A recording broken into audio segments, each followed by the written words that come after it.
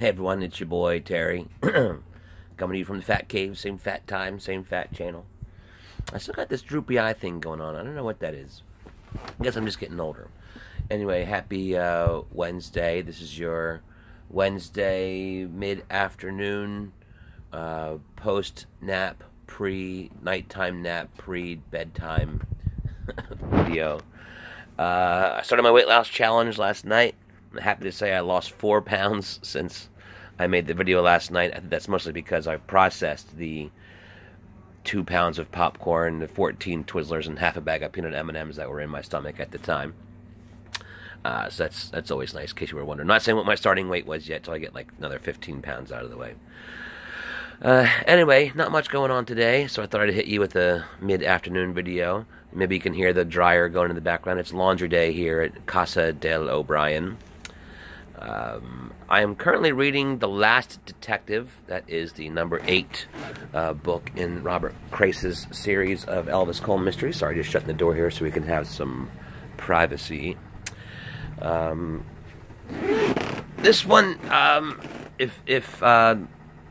what was the last one? L.A. Requiem was sort of a Joe Pike origin story. This one really delves into the background of Elvis Cole's character and how he came to be sort of who he is. It also involves, I don't want to spoil anything if you're going to start on these books, but he's in a relationship with a woman, and it involves her and her son, and it's quite thrilling. I think on like Saturday or Sunday, I'm just going to do a quick synopsis of all the Crace books that I've read so far in the series, and then keep updating reviews here on the channel for you. Again, The Last Detective is sort of another step in that emotional maturity of these books. I know I sound super pretentious talking about that stuff. All the books are mature, and all of them have their emotional elements, but it really feels like with L.A. Requiem and Last Detective, as you get further into the backstories of these characters, the more heft the stories carry. They're getting fully fleshed out now, 7, 8 books in. And with 10 more ahead of me, I'm really excited to read all of them. This is the first one that features a non-Elvis Cole character from a previous Robert Crace book. Let me explain that to you a little better. Robert Crace has written 5 or 6 novels outside of the universe of Elvis Cole and Joe Pike. Actually, they're in the same universe. If you think of a universe as like the Marvel movies, where all those characters exist in the same cinematic universe, these characters exist in the same literary universe as Elvis Cole and Joe Pike. But this is the first one to feature one of those characters, and this character is a detective, an LAPD detective named Carol Starkey, who was the star of the Robert Crace book called Demolition Angel, which in itself is a great standalone book. Long story short, she is a bomb technician on the bomb unit, and she gets blown up, and she dies. And she gets resuscitated, and then the story is kind of a whodunit thriller, who planted the bomb. And the sort of twist in it is that she's just defusing this bomb as she's done 1,000 times before, and an earthquake in L.A. is what sets the bomb off and kills her briefly before she's brought back to life. Anyway, Carol Starkey is a fantastic character, and she shows up in The Last Detective, and I believe is the first non-Elvis Cole character to enter the Elvis Cole universe. She's a great character. Chain smoker, blown up, died. She's just great. Tough talking. Tough acting. I'd like to be Carol Starkey when I grow up. Anyway, Last Detective, I'm only about a quarter of the way through it, but it's just these stories, they grip you, and then you remember, if you've read them once or twice before, it's like, oh my god, I remember this one. So lots of nostalgia in there. I think I might dip into some of my old sci-fi books, too, get some of those in there. Anyway, as I told you last night, we saw The Black Panther. The sort of further away I get from it, the less impressed I am by it. Not to say it wasn't a really good movie, because it was, but on the sort of Marvel Cinematic Universe curve with like Avengers and Captain America Civil War and Captain America Winter Soldier sort of being the top of that curve, and like Thor 2 and Iron Man 2 and Iron Man 3 sort of being at the bottom of that curve, I'm going to put Black Panther right in the, like, just slightly above middle. If middle is a C+, then I give Black Panther like a B, B-. Not for the performances. The performances are all great. Again, Letitia Wright as his sister is phenomenal. She steals every scene she's in. Michael B. Jordan as the villain, a guy named Eric Killmonger. Great name, by the way.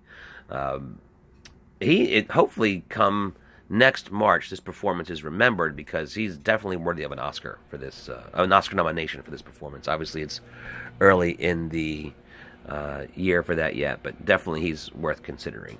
Sorry, I just got the wife walk in and the rolled eyes and the walk back out. So I'm talking to my phone to nobody. So what? There's nothing weird about that. Anyway, it sort of falls victim to the origin story tropes that all these books have to go through. Okay. I have one home sick today. So we're waiting on the doctor to call back to get an appointment.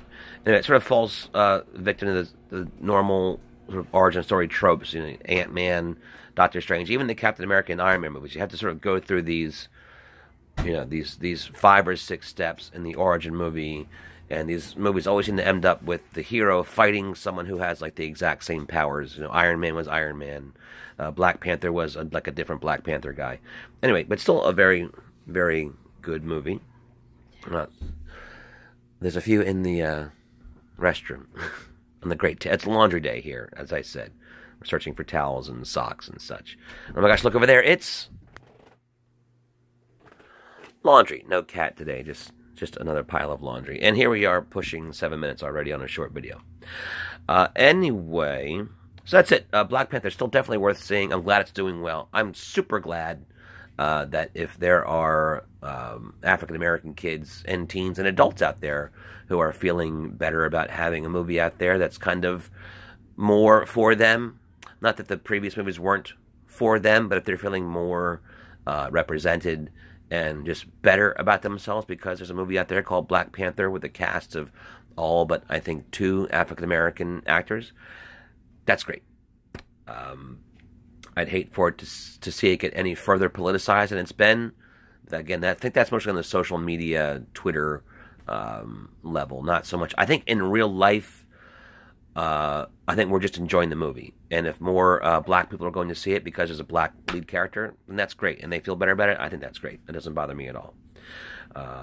Yes, I'm a reasonable, rational conservative. Go figure. Anyway, there was sort of a surprise, possibly Beatles, possibly Billy Joel show come up in a couple weeks. That has fallen... God, my diction is terrible. That has fallen through. So our next scheduled show is March 3rd at the Smithville Community Center. It's always SCA, Smithville Community Arts Center in Smithville. That's kind of for... Oh. She must be hungry. She's being nice to me. The Smithville Community Arts Center in Smithville, New Jersey. That's sort of for Smithville residents only, but I could probably sneak a few people in there if you just... I think you have to pay a sort of $5 cover to get in if you're not a resident or have a membership to that particular place. After that, we have Billy Joel rehearsal on March 4th. Every Friday, of course, is karaoke at the Rio Station. March 17th, I'm real pleased to be playing with Bill Catarini again.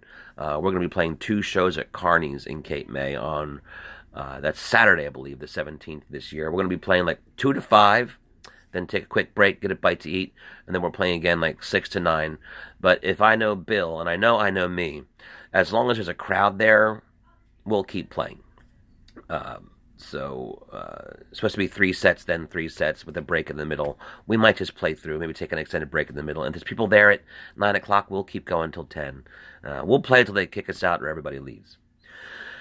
Again, April 22nd is going to be the premiere of Downton Stabby at the Iron Pier. I'll get more into that as we get closer to the date. The cool part of that is... at my previous place of employment, some of the actors were waiters, and this one, I think, where all of the actors are going to be your waiters. And that's going to be sort of integrated into the experience as soon as I write it. Today, in birthday news, yesterday was my wife Catherine's birthday. Happy birthday to you, Kath. Gave her exactly what she wanted, a 3-hour nap in a quiet house and a chocolate cake. Today is my son Jackson's birthday. He turns 15 today. Hope he wants something really cheap for his birthday, like McDonald's and a bag of socks. That's about what we can afford this time of year. Billy Joel, March 31st and April 12th. All right. Henry's getting yelled at now. He's home from school. He's not getting yelled at. He just needs a timer. Again, we have the Oh Brother, Where Art Thou show coming up. That's March of next year, 13 months away. My song recommendation of the week is called If We Never Meet Again. It was written by a guy named Jules Shear, but the as popular as that song got, the most popular it was in about 1986 when a Philly artist named Tommy Conwell released it. So if you're looking for that song on the YouTubes, Tommy Conwell, If We Never Meet Again. Really poignant song. I just remember a young man died in Cape May. We're going back to 2000 now. Chris Loftus, who I worked with at Henry's on the Beach.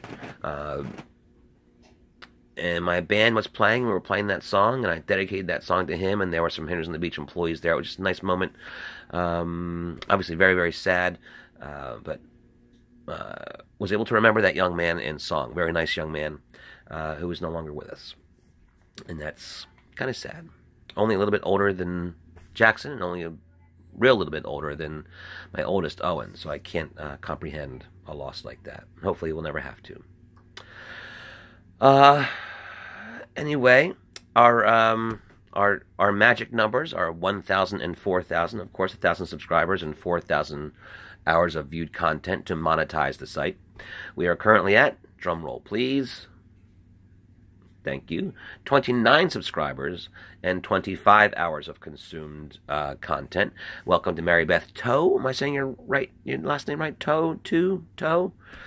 Anyway, it used to be Mary Beth Melcher. Used to be my old neighbor up in Kennett Square, and the halcyon days of the 70s and 80s.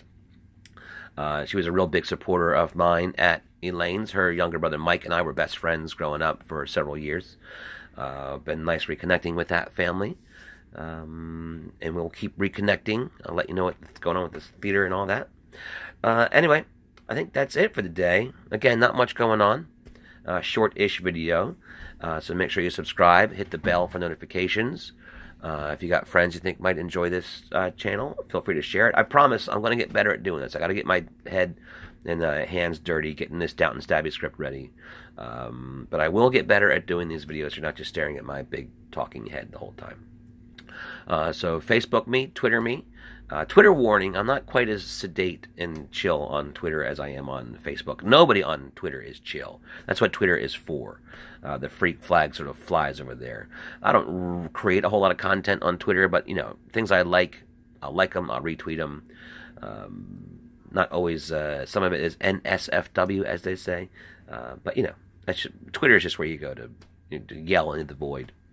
Hit the Patreon. I'm up to 3 patrons again. Still only related to one of them. And we're getting up on the end of the month, and that kicks into my bank account, I believe, at the end of each month or the first of each month. So if you feel like, if you got $1 a month, I'll take $1 a month. It's all going right towards TKO Productions. As I said yesterday, our first major acquisition is going to be, it's all going to go towards a new public address system, also known as a PA system, which I will be using for band shows, karaoke shows, and for the theater project when we're using my PA system up at the Iron Pier. And I need this laptop, all the laptops. So I need all that stuff. And any dollar you put into the Patreon goes right towards acquiring this equipment. We need the lights. I need the sound.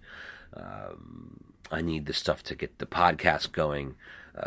Not all of it's super expensive, but anything you can put in there, especially this time of year, would be a great help. That's it. I'll stop begging. Anything else coming up?